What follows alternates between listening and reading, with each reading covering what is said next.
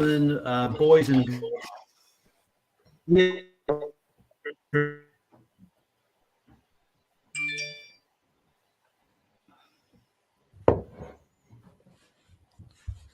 anyone else not here, William? That APRA has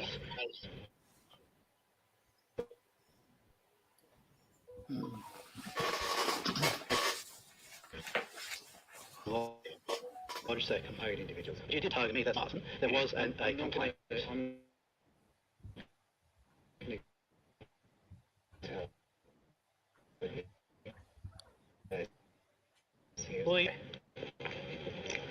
It's a lovely country here, nice and free. People can be doctors freely and not get overrun by medical regulators that are out of control, that don't even have national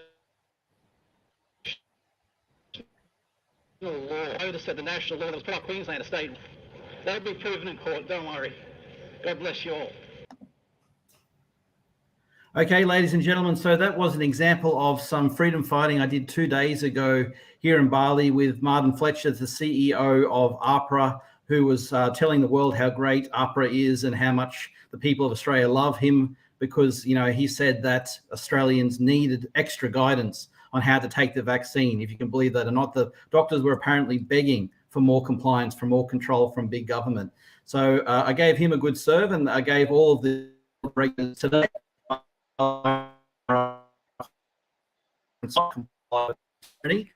And tonight we have 3 excellent and fantastic freedom fighters who have been fighting longer than me. I'm a new boy on the block, and this evening we have Dylan Oakley, Michael Sims, and Morgan Jonas. Welcome, everybody. Hi, welcome. Glad to be here, Billy. Thanks for having me on. Hey, Billy. Yeah. Good to see you. Not a problem at all. So, yes, thank you. And for those people at home, if there is any interruption with the streaming service this evening, I do apologize. This is Bali Internet, and I'm truly doing. Morgan, if we could start with you. So, Morgan, a lot of people know you in Victoria, maybe less so people in Queensland, but you're certainly known around Australia. You're the president of the Freedom Party of Victoria, and you're hosting an event coming up on the 18th of November. Could you tell us explaining? Can you hear me loud and clear, William, gentlemen? We can. I can hear you, Morgan. Billy's a bit laggy. I don't know if you realise. Good stuff. Yeah, so first of all, William, thank you very much for inviting me onto your podcast. And it's great to be here as well with Michael and Dylan. I really appreciate it. It's been an interesting journey, of course, in Victoria for millions of people, really. Anybody who has lived in Victoria over the past few years most definitely has their own unique story with a lot of similarities to many other people's stories. So during that time, some people followed me and realized I was a bit active and built a bit of a following online for speaking up during COVID-19, ended up founding a political party as I came to a conclusion that the existing political framework was more or less not fit for purpose in terms of the meeting the needs that I considered our country needs. And to that end, here we are today, one election down and running events. So a couple of months ago, I hosted a live event here in Melbourne, and it was a big success. The theme of the evening was basically very similar to what I'm putting forward here in Queensland, which is the psychology and philosophy behind overcoming challenges when faced with hostile environments, adversity, and other significant challenges that could otherwise, I suppose, compel people to sit back and not act. And the motivation behind wanting to run these events was really to just as a further means of reaching out to our fellow Australian brothers and sisters. I'm of the opinion that you don't know which human being may have a sleeping champion inside of them. So if myself or any of the guests on the show can somehow play a role in kind of reaching inside and bringing out that sleeping champion, then I say that our country can only benefit from that. So the show in Melbourne was a big success. We had about 500 people, and really ruffled the feathers of the Victorian Liberals, who were very concerned that we were able to organise that number of people in one space. And a few little remarks had us sprawled all over the mainstream media. Lots of controversy over nothing more than people coming together, celebrating freedom, and really just encouraging each other to not be dismayed by things that may have happened over the past few years, and to basically pick ourselves up and to keep fighting. So I said to myself, I'd love to reproduce this format around Australia, and I love Queensland. I've been several times. The sunshine is a nice break from the, dark cloud that Dan Andrews has left hanging over Victoria. And I've named the event Courage and Strength, because that's exactly what I'd like to help stir in the hearts and minds of other Australian people. And all of the guests who will appear in Queensland, such as yourself, William, outstanding members of the Australian public who have been forced at one point or another to stand up when the conditions were hostile, against all odds, and when it was not necessarily popular to do so, putting their name, reputation, and so much more at risk. So the way I see it is, if Dr. William Bay can stand up when the times are tough, if Senator Malcolm Roberts, who I'm very happy will be speaking, can stand up when all of his colleagues are against him there in the Senate, not all, but most, then why can't other Australians do the same? And we need as many good-hearted hands on deck, whether it's volunteering, helping out, running for local government. That is what this event is for, to simply motivate, encourage, and quite frankly, to give some of our fellow citizens a kick up the backside and say, hey, why aren't you getting into action? And if you're thinking about getting into action, well, the time is now. So yeah, that's more or less what we're trying to do here.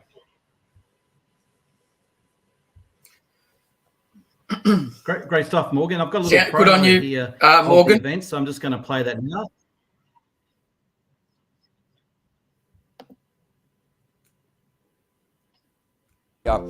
Due to the overwhelming success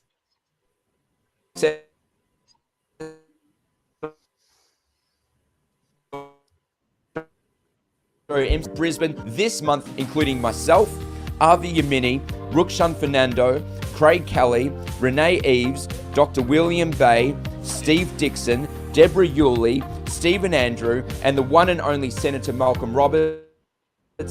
And ladies and gentlemen, the list is still growing. The theme of the evening is the psychology of conditions, and to that end, I've named the night Courage and Strength. Tickets are $60, includes a wine, beer, or soft drink on arrival, catering, and of course, a night that you will never, ever forget. So ladies and gentlemen, get on board. The link to the tickets is in the description of this video, and I am looking forward to seeing each and every one of you on the 18th of this month. Morgan Jonas from Victoria, signing out.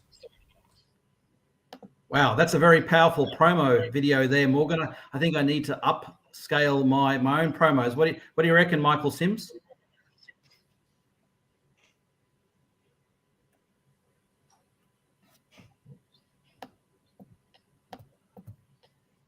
So,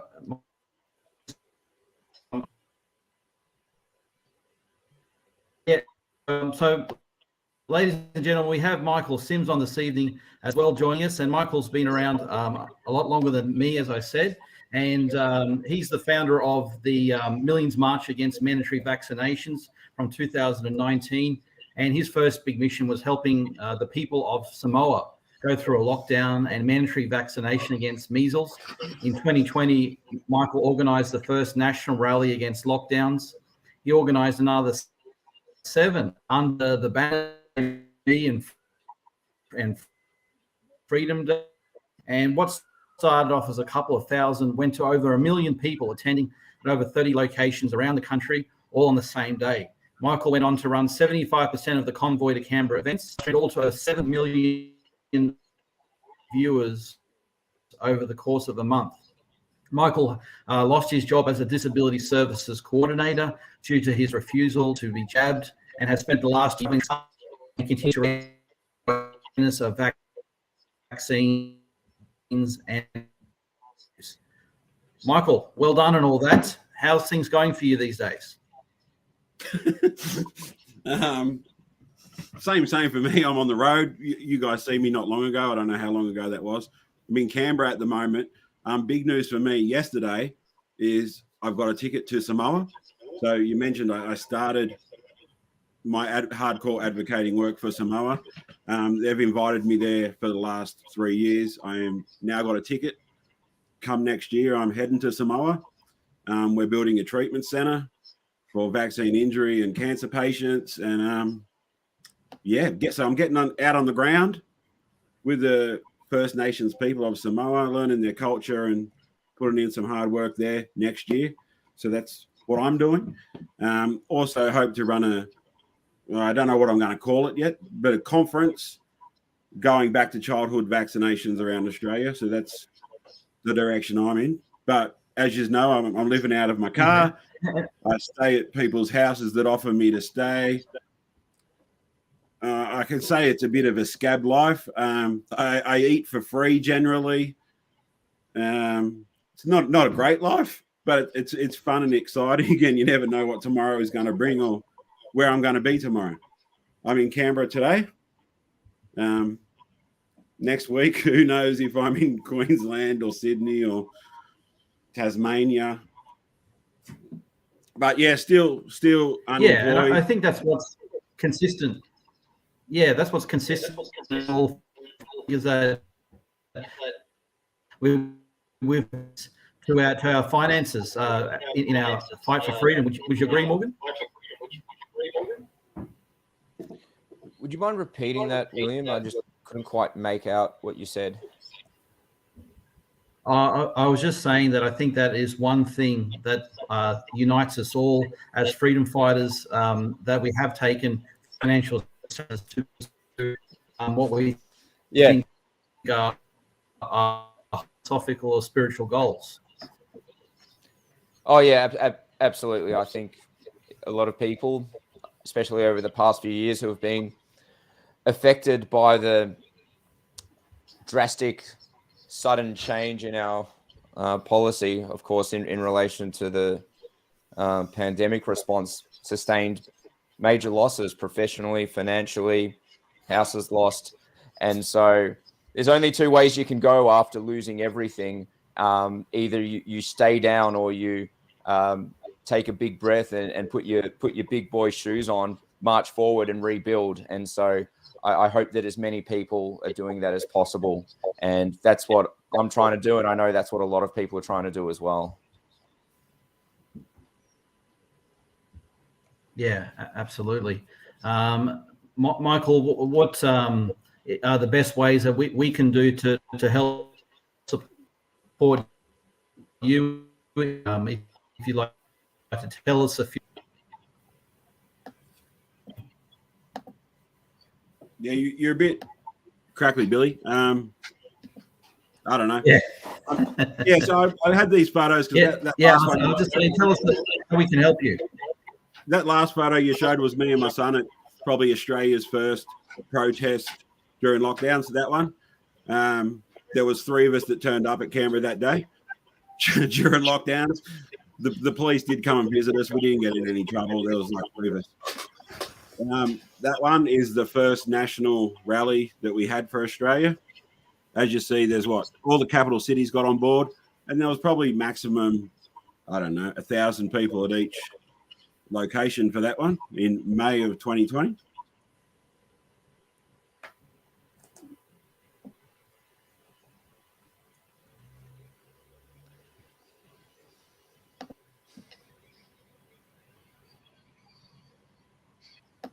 And a few more. These ones, what's going on here? So this is at a rally in Sydney. I need to give a shout out to those 2 down the bottom. That's Tay and Frankie Winterstein. So they were hardcore vaccine advocates way before COVID. Frankie was a professional footy player, and Tay is from Tay's Way. So without them, I don't think the freedom movement in Australia would have ever even started or got as big as it did, because without those two's help in the beginning, none of us could have got a message out, because they already had a massive platform. I think Tay had 80,000 followers, and Frankie, being a professional footy player, and other celebrities followed both of them too. So back in the early day when we ran protest, we just have to, like, I knew Tay would send the poster to Tay, and Tay and Frankie would pop it out to everywhere, which then other celebrities jumped on board and they spread it out into all their networks. So I just always like to give them a shout out. That picture there is our big event we had in Sydney. I don't know how many people you want to say that is. We called it 150,000, but it was magnificent. And again, that was November of 2021. So that was after 2 years of hardcore protesting. But we finally, in Sydney, I know Melbourne always had big ones, but finally in Sydney, we pulled off a massive event there. And if you pull up the next photos, I don't know if they're in order.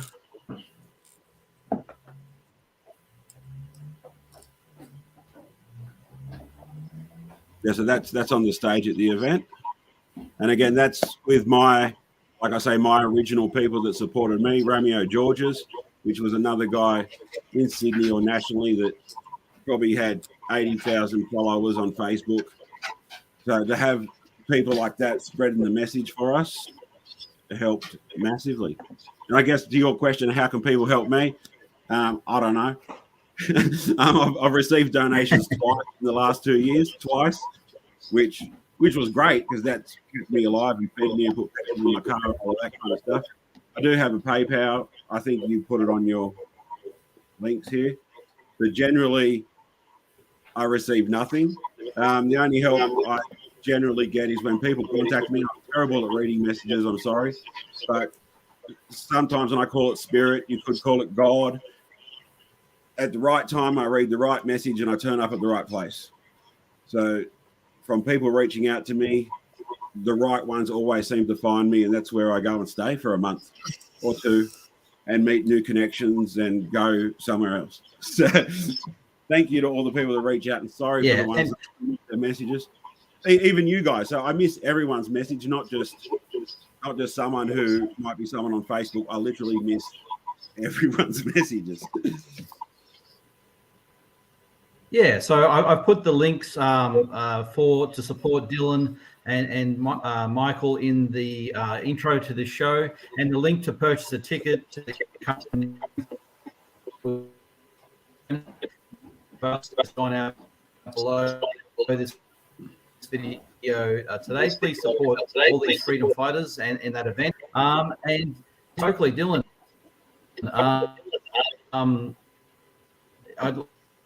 I'd just like to turn Oakley as a registered teacher of 24 years, tutoring experience at tertiary level. In 2021, he was barred from the classroom under the Queensland government's unconscionable COVID vaccine mandates. And since that time, Dylan is recognized in Australia and internationally as a courageous voice for righteousness and justice. Dylan speaks with clarity and conviction at protests, freedom rallies, community events, and churches. He's preaching in churches and on the street, bearing fruit, and has a large international following, as does his interviews in the independent and mainstream media. His ministry, freedom, has the voice. Dylan is committed to seeing. Dylan believes the authentic church worldwide must embrace her responsibility to be a prophetic voice to government and a moral compass. Dylan is married to Fiona, also and they have 5 lovely children. Thanks for coming on this evening. Thanks for having me on, Billy.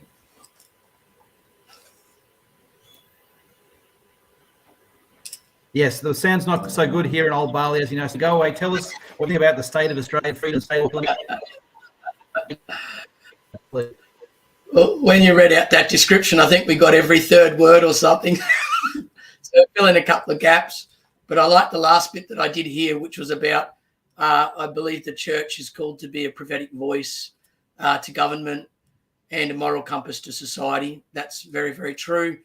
I haven't got to know Morgan so much yet, but Michael and I have had some chats, and he knows my heart around that as well.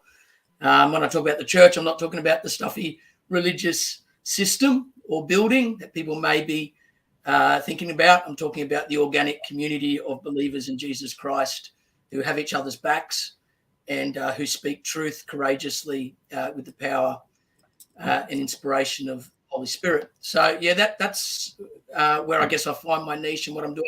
But before I talk about that too much, I do want to just thank, firstly, Michael. I really enjoyed looking at those posters that Billy put up on the screen there, Michael. I am a history teacher, so history really interests me, and just looking at the posters and the background to the movement that we're part of now, right back through to 2020. Billy mentioned about being a new kid on the block. I certainly am as well. My involvement and I guess being a voice has been around for many years, and I've often engaged with politicians and with my peers and in my workplace on issues that matter. But I never really have had a public profile like I do now. And I guess that's because I was always very hesitant about getting on social media. I am a father of 5 children. I've always told my children, steer clear of social media, live life the real way, real relationships. You don't need to be behind a screen or living life through social media. And so I really kind of resisted that for so many years. And it wasn't until the end of 2021 that I thought I really need to get onto social media because to I guess, increase the reach of my voice at the time, which was a pushback against what we all know was rogue governments oppressing people in this country and around the world. So my daughter, who was about 21 at the time, she helped me to get onto Facebook, and I got onto Twitter as well, and Telegram and all these ones. And over time, I built those up. So, but whilst I wasn't a public voice, I was at the rallies, certainly at Tricky's rallies there in Brisbane. Really appreciate the work that Tricky's done in our region as well. And but look, as you mentioned, you talked about Tay and Frankie Winterstein, and anybody who has been prepared to put their head up and speak truth and cop the labels that come with that and push back against people's damaging their reputation. I commend them and I applaud them, salute them. And I didn't really know so much about that, Michael. So thanks for filling us in about their important involvement in helping you get the word out about the rallies in the early days. Morgan, you were down in Victoria, mate, in Melbourne, and we all watched from a distance and went, wow, you guys are copping the full heat, the full brunt of this. My children are playing, my youngest children are playing in a futsal comp at the moment. And there are some what I would call refugees from Victoria up our way, and they fill us in, my wife and I, and what you guys went through. And it is kind of traumatic to even hear it secondhand, mate, let alone to have been in it. And she talked about just the severity of this as a mum. I'm talking about the severity of the lockdowns and the testing regime and the pressure, and right through to they had one of their children get sick in hospital, and that they could not even get in the ambulance with their own child. And what they described just makes you mad. And I just want to, take my hat off again to you guys down in Melbourne, everyone who bore the heat down there and pushed back. Well done. It certainly wasn't like that for us in Queensland. I was just chatting with a local police officer, my children, and I said, the police. Interject. Can't interject, Billy. I'm on a roll. But I really want to ask Morgan's feedback. We're also interested in about Victoria. Morgan, what did you think about other states when you were in the thick of the fray? What did you think about what was going on in the rest of the country? With complete respect to everyone.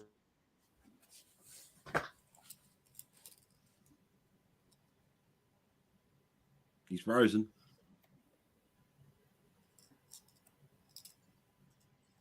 Yeah, he's frozen. Wow. Michael, what do you think he was about to say? He was about to say he did not look at what other states were doing because Melbourne was that stressful that they were not thinking about Sydney or Brisbane or Perth or Adelaide. And I recently mentioned that when I was on tour, that when I went to Townsville and Toowoomba and Rockhampton and Cairns, that we didn't really care about them.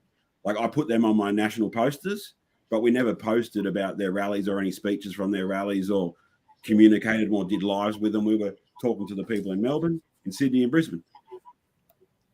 We were concentrating on the capital cities, and that was pretty bad of us because we had all these local people out in these small communities that were actually doing it all by themselves without the help of anyone bigger or well-known. Or so massive love to all the people out there in the local communities that were doing it. But Dylan, can I ask you why? Why are you doing this? Why are you sacrificing your career to help people?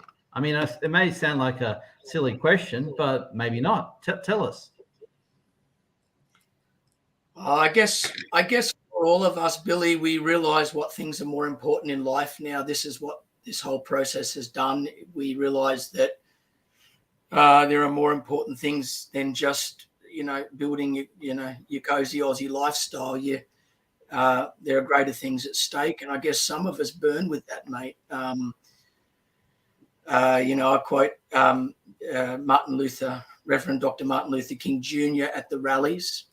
And, he was one who said, look, you pretty much the day you decide that you're not going to stand up for righteousness and not going to stand up for justice, not going to stand up for truth, well, that's the day you die.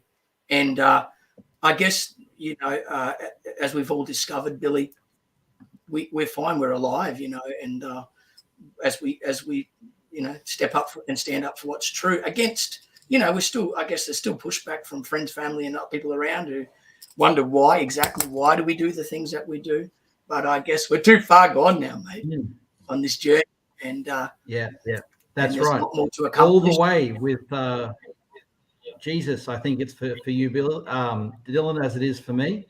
Morgan, we were just speculating on what you were going to say when you dropped out there. So please tell us, with respect, what did you think about us?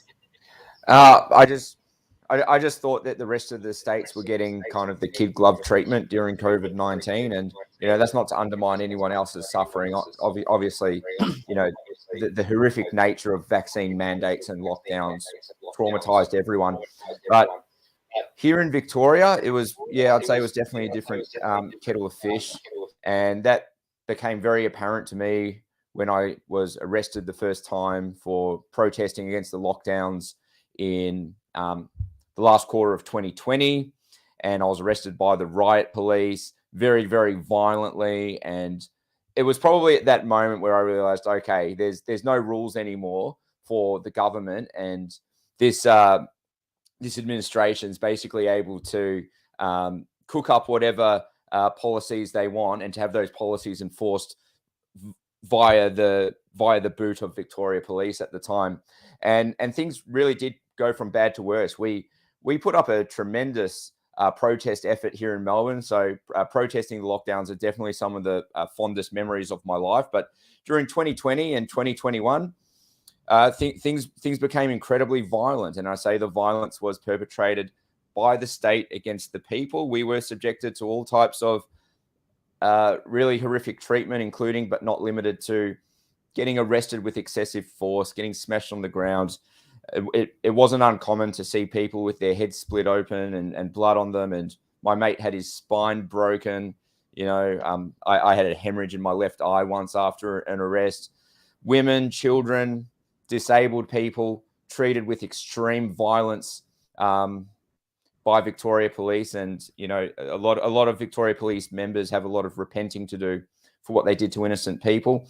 But it wasn't just what took place during the protest. It was the constant threat of investigation. Myself and so many other people received regular visits from the police. A lot of the time at really obscure hours, like 11 p.m., midnight, 1 a.m., knock at the door, Victoria Police, I'm here to serve you with a notice. Just really extreme intimidation. I had my home raided once. I come home, my house is turned upside down. There's like a rubber stamped search warrant on my kitchen table. Apparently, I've been accused of planning protests. And, my ex-girlfriend at the time was thrown in jail, solitary confinement for a month because she was suspected or accused of supposedly being involved in planning protests. And, just the trauma inflicted upon the population and I've met people that are clearly suffering from PTSD, and especially women who were arrested so violently. It was really beggars belief that Australians are capable of treating their fellow Australians so incredibly violently, and just the divisiveness. I remember we were protesting once in Melbourne, and somebody in the high-rise apartment buildings, maybe like 15 stories up, had opened their window and thrown boiling water down onto the protesters. And, I chalk that up to the divisive climate created by the government and egged on by the media. So it was a complete nightmare. But, in the craziness, the silver lining was the bravery that was demonstrated and executed by so many Victorians. We went out to these protests. We didn't know what to expect. There were choppers in the sky. You'd walk past public order response. They're assembling their rifles. You go out there, you're getting shot at, you're getting doused with tear gas, and even there were grenades that would explode and release some sort of gas into the air. It was just absolutely crazy. But I think that anyone who protested during that time, regardless of the trauma or injury sustained, is grateful that they made the decision to stand up at clearly a time when injustice had become law, and many people took up resistance as a duty. So I wouldn't change it for the world. And I think that if it happens again, there'll be even more people protesting. So I think the silver lining is a lot of people found their strength and courage. And, to me, that's also a blessing from God. And you've got to look at the positives, and that's what happened. And here we are. Yeah, I thank you for sharing that interstate perspective with us. Over here in Bali, I asked a Balinese taxi driver whether they had shut down any of their islands. They've got hundreds of islands in Indonesia, and he said no, there was never any thoughts to put any quarantine between islands. And when I told him that we had locked down and locked out people from their own states, he was absolutely disgusted and aghast that we would resort to such levels of tyranny. Dylan, do you think that Australia has lost its soul in terms of that type of enforcement, and is there a road back of redemption for Australia and its government? What's your plan for the future for us, if you could rule things?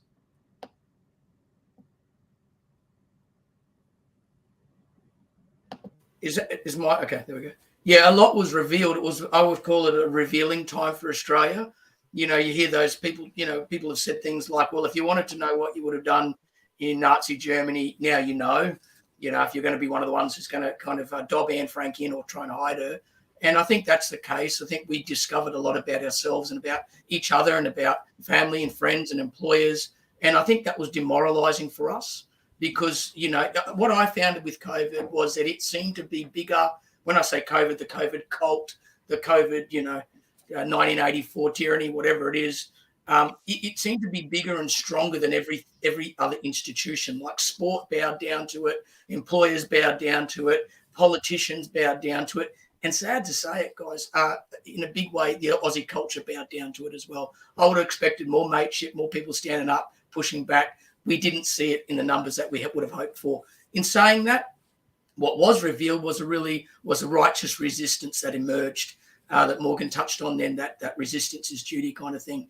And we saw that emerge throughout the nation, in every state. And in some places, it was under more duress than others.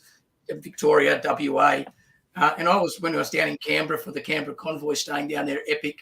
And you see people rolling in from WA, you just give them a really big cheer because they were rolling in from a state that's about to, I don't know if they could get back in there after that. They had left, and who knows how they're going to get back. So the righteous resistance rose up, and we got to know each other, and that is very much the silver lining. I'm a big believer personally in redemption. Redemption is really, and repentance is another word Morgan just mentioned before. Really, if you repent and you have a change of heart, you can turn around and you can find redemption, and you learn from your mistakes and you do it bigger and better next time round. And you'll notice there are different people around even now. Some say, look, that you can see they've got a little bit of humility about them. They say, look, I regret getting the shots I did. I wish I'd done things a bit different. There's a way forward. But then others who put their head in the sand, kind of what we would say doubling down. And it's going to be a difficult and very harsh wake up for those kind of people. I've seen a real opening. You mentioned something before, Billy, about Jesus. I've seen a real opening at this time. I've always been an evangelist. For people who don't know what that is, evangelist is somebody who is called of God really to preach the gospel, which is the good news about Jesus Christ, redemption of humanity, and the power and the strength found in him, forgiveness, redemption, all of that. And I've seen a real opening in our nation for the gospel to go forth at this time. Because as people lose their faith, as I said, and their expectations around things like culture, family, friends, institutions, they start looking out beyond that to the spiritual realm, and we find that there is a God who loves us, who cares deeply about humanity. He's not there just watching as the unmoved mover, but he cares deeply about humanity, and particularly those who are oppressed. And as we reach out to him, we find a new strength, a fresh start in life, and the hope to tackle the future. So, yeah, that I guess that's where I'm headed, Billy. Is preaching that gospel. It seems to be. I mean, I think Tricky found it a little bit confronting at times, because I tend to, as more and more I spoke, the more and more I went into the gospel. And nowadays, as Mick's been around a couple of different rallies I've been at as well, I just kind of go for it. And I'm starting to do my own rallies as well, with Freedom as a Voice at the front of Queensland Parliament. Did one the other day called the Great Southland Rally. And so you'll hear more and more of the gospel going forth. And what I'm going to declare, guys, is this, that where the church has been silent and compliant in 2020, 2021, you're going to see the church glorious and defiant in 2024 and beyond, because the church is going to step up and step into their calling, our calling, and into the fray for the good of humanity and in the service of our Lord Jesus Christ. So that's where I see the future. I have a big grin when I say it, because I know I'm on the side of prophetic fulfillment with that. If we look through the scriptures, we understand that these days are going to be very dark. Satan does come down with great wrath because he knows his time is short, but he's going to be confronted, and he's going to meet a church that's ruling and reigning and stepping into a destiny.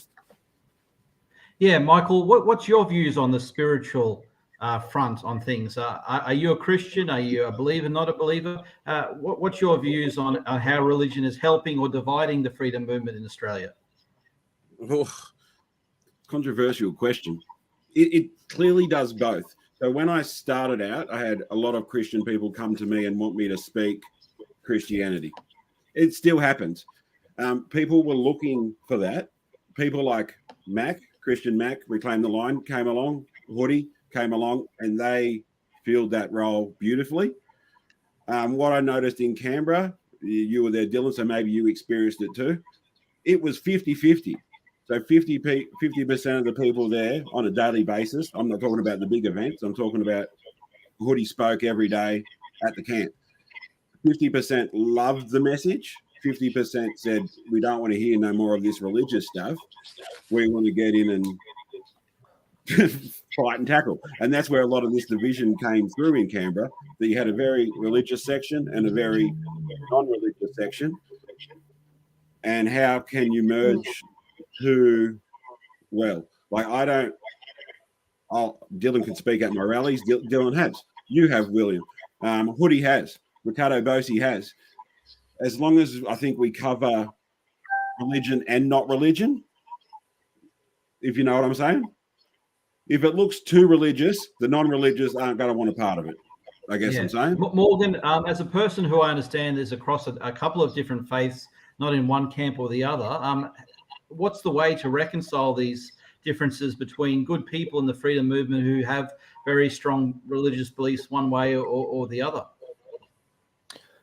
Well, I'm a big supporter of religious freedom, so I think people who practice their religion are free to encourage other people to get involved in their religion. And I can only speak from my experiences here in Victoria, but the Christian community here in Victoria, I think, played a monumental role during the lockdowns. And as a result of their courage and conviction in God, I think many people who were maybe casually religious became a little bit more religious, and were inspired by the strength shown by some of these Christians. And to me, that was a very positive thing. My experience from the protests and the people I met throughout this journey, and I've met thousands of people, is most people were not necessarily so religious, but believed in God or believed in something more powerful than this earth or mankind. And I think that during a time that was so confronting, God started making a lot of sense to people who never really considered it before. So in my view, it was an entirely positive aspect of the movement. Yeah, thank you for your thoughts, Dylan. Is there a way that Christians who profess their God to be the one and only God can incorporate the wider community, or is it truly a case of this is it, and you like it or you don't like it, and you can choose? Is that the path? It's a path of choice, or is it something else? What's your views on that? Yeah, I just think everybody's just got to do what they're called to do, and I know I'm called to preach, and I'll do that, and I will respect, if people's platforms. But I have been saying the last few rallies that I did, like, if you want to get me to speak if you want me to get me to speak at your rally, just expect this is what I'm going to talk like. I'm not going to kind of change that, and that'll be the flavour that I bring. And, Christians really, as Jesus said, are salt and light, William. So salt is like scattered and it preserves. Light, he references Christians to like the stars in the universe. So you got darkness and you've got these stars that are shining. So we play an important role in salting and lighting things. And, I think, look, the gospel message, what Jesus preaches, is a narrow message. I didn't make that up. I'm not going to tear pages out of the Bible to please anybody. Jesus said, I am the way, the truth, and the life. No man comes to the Father except through me. And that is in relation to this 8:32 that we often quote at the moment, where it said, you shall know the truth, and the truth shall make you free. That's Jesus' words. He said, I am the truth. You got to come through me to get to the Father. He made it that way. He made it pretty narrow. That is because he is the Son of God. But I don't want to do a big preach now. Obviously, I really respect everybody who's doing their part with this. And I am so thankful, as Morgan described then, and Michael as well, that people have been open to talk about and to think about God at this time.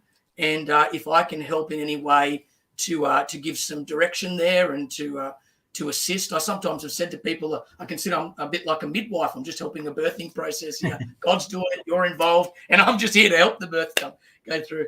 But look, Jesus is, he said, the devil, the thief came to rob, kill, and destroy, but I came to give life and life to the full. On this note, though, about the church, Morgan, you may know, did you ever come across down there Daniel Hagen from the Fire Church down there in Victoria? He was a strong advocate for freedom and standing up. He did the song called The World's Going Crazy, really powerful song. The guy with the dreadlocks. Yeah, Dylan, it's like everywhere I go, the number one church that keeps coming up in conversation is the Fire Church. So I have so many really good friends that regularly attend that church, and I would say that everybody in the congregation is on the side of freedom and willing to stand up strong in the face of adversity. So whatever they're putting in the water at the Fire Church, I think Australia probably needs to take a drink. But to answer your first question, yeah, absolutely a great musician and somebody that brought a lot of happiness and hope to people's lives when hope was in high demand. So a lot of shout out to anybody associated with the Fire Church. I'm doing a shout out for Fire Church and Daniel Hagen for a reason, because, and I'll put this out here as a promotion now, William, as well. Tomorrow, get this, guys. Get this, Michael. If you're in Queensland, mate, you would love this. Listening to me, Michael. So the Fire Church on the Sunshine Coast have got Sean Foyt coming over. He's arriving and he's going to be there tomorrow night. So Friday night, Saturday night, it is a massive music event at the Sunshine Coast. They've got a massive field booked out for it and everything, or organised for it. Now, Sean Foyt is a muso. You've probably not heard of him, but he he was over in America, and he was called a super spreader, and he had a movement called Let Us Worship. And so everywhere they went around in California, particular places like that, and locked down, Sean Foyt would go out and take guys out to worship, and he just would build these massive crowds. He was accused of spreading COVID. He was accused of killing people or whatever. But it started, what really launched him was when the California governor said, you are not allowed to sing anymore in church. I mean, what an absolute affront to the freedom of religion that you mentioned, Morgan, and Christianity. And I remember that they tried that, I think, here in New South Wales from memory. They didn't try it in Queensland, but in New South Wales, I think Kerry Chant said the same thing, no singing in church, give me a break, right? So anyway, Sean led this worship movement. They had Antifa and all these guys trying to shut him down. And anyway, he's flying here to Australia. He'll be here tomorrow, and we're having a big worship music event. Daniel Hagen, Fire Church are coordinating it. So that's on the Sunny Coast. If anybody wants to, you could go on to the Fire Church or Daniel Hagen, or we'll put a link in this as well. Organised religion is a cancer, says Mitch. Yeah, look, man does get in and mess things up a lot, Mitch. I agree with you. But don't throw the baby out with the bathwater, my friend. You're muted. You're muted, William. Thank you, executive producer. Michael, it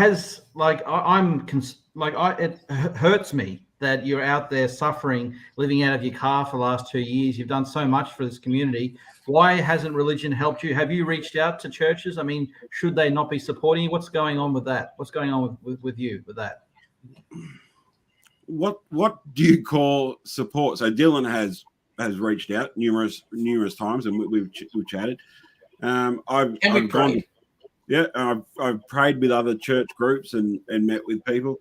I think I'm receiving. Like, I don't. Although I say it too, living out of my car. I think every time I get a meal, I'm receiving. Every time I'm sleeping in a bed, I didn't buy it. I'm receiving. Everything I've done the last 2 years, I have received. I haven't worked for literally 2 years tomorrow. 2 years tomorrow, I lost my job. I recently only got Centrelink maybe 2 months ago. So I've lived 22 months somehow through God, through people, through nice people in this movement. So I've received a lot. Like, little, when I go monetary wise, I go, if you weighed up all my donations in 2 years, I've got $14,000.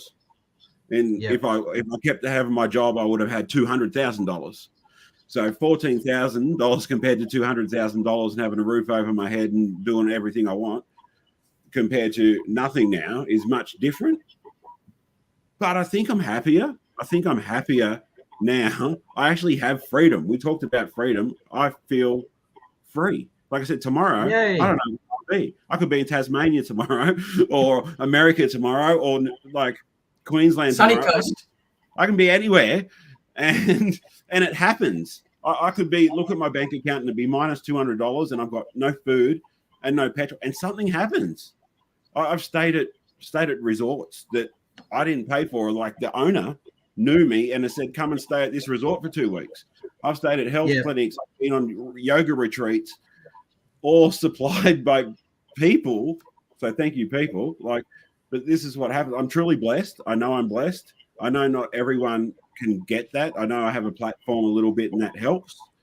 That everyone out there that could be in the same situation, they're living in their car literally, and they're eating a tin of baked beans every night or a packet of noodles. And I've helped those people as well. So when I got a large donation once, I was at a camp and I'm buying dinner for everyone. I'm buying lunch for everyone. I'm paying for their petrol. That's what I'm giving back, even though I've got nothing. So, like, I have t-shirts that my mum actually paid to print for me to sell. And all the people that are with me know I give most of them a damn way. Someone wants a t-shirt and I give them a t-shirt. I don't even sell it, so I'm losing money every time I give a t-shirt away. but that's Michael, I'm really happy that you're in great spirits about that and you're free. I know exactly what you mean. Of course, I'm there right with you in not having worked for 16 months approximately. By the way, everybody, ladies and gentlemen, I would like to announce that I had a great win today. I do like winning, and I had a win in the High Court where they have finally accepted on the sixth try my appeal regarding the constitutionality of the 2023 referendum. So why am I going ahead with that? It's because I want to make sure that that tyranny never happens again. So stay tuned for that. There's going to be some great things happening in the High Court. Well done. But over to you, Morgan. Us three here, Dylan, Michael, and myself, we all live off donations primarily. Are we grifters? I see that so many times. We have anti-cookers watching the show. Are we bad people? What's wrong with us? Or should we go get a job, a so-called job? No, you gentlemen are doing what you believe you're on this earth to do, and you're not stealing money from anybody, and your work is advocacy work. And advocacy work is not the type of work that produces a commercially viable product or service. So the only way for such work to exist is through donations. Nobody raises any questions about, say, Greenpeace receiving donations, or Black Lives Matter, or any of those organizations that receives huge amounts of donations, probably a lot of them corporate, yet you'll get people tearing you down. So no, you're not grifters. And I think that all the people on the internet wanting to give you guys a hard time, they need to just get a life and start doing something meaningful so that they can take that negative focus off other people. Yeah, I think it's very easy to be negative about what other people are doing. And being positive about things is the way forward for all of us. I think it's time to bring this show to a close. I'm very happy that this show survived this evening, despite the very dodgy internet that is existing here in Nusa Dua, Bali, where we had the World Health Organization, IMRA, and the FSMB. Morgan and Dylan and Michael, thank you so much for joining us this evening. We respect you greatly, and you have been the shining lights that has carried this country through many difficult years. And I do believe that our ancestors would be very proud of what you all have achieved as men. And I know there's good women around you supporting you, and they have been great supports and leaders as well. But you three men this evening have been especially fantastic in this fight. So if I could just have a closing statement from each of you, starting with Michael Sims and going on to Dylan Oakley. Michael. What, I have to go first? I just want to thank everybody out there for their continued support, not just for me, but for everyone in the movement, for turning up to rallies, to turning up to events, to making Facebook posts, to sharing them, to every single bit that you're doing every single day, for paying with cash in the shops. Everything you're doing makes a difference, and it just shows we're all on the same side and we're not alone. So I just thank everyone. Keep up the good work, and thank you. Yeah, well said, Mick. You're muted again, William. Go ahead, Dylan. Take us away. Yeah. No worries. Thank you very much, and congratulations, William, on your win with the High Court action there with the referendum case. I think it's very important that we get that sorted out, because there'll only be another referendum one day, and we've seen what they'll do with this 1984 law. Interesting, 1984, gentlemen. Law to mess around with the question, make it so vague, and we've seen it now. It seems to be getting vaguer and vaguer every single referendum. So it's important that you continue to take that fight through to the High Court. Well done on your achievement there and what you're achieving also where you are right now. We thank you, Billy, and you are an inspiration. You are tireless, and you are a doer, like I put in a comment the other day, doer, not a talker.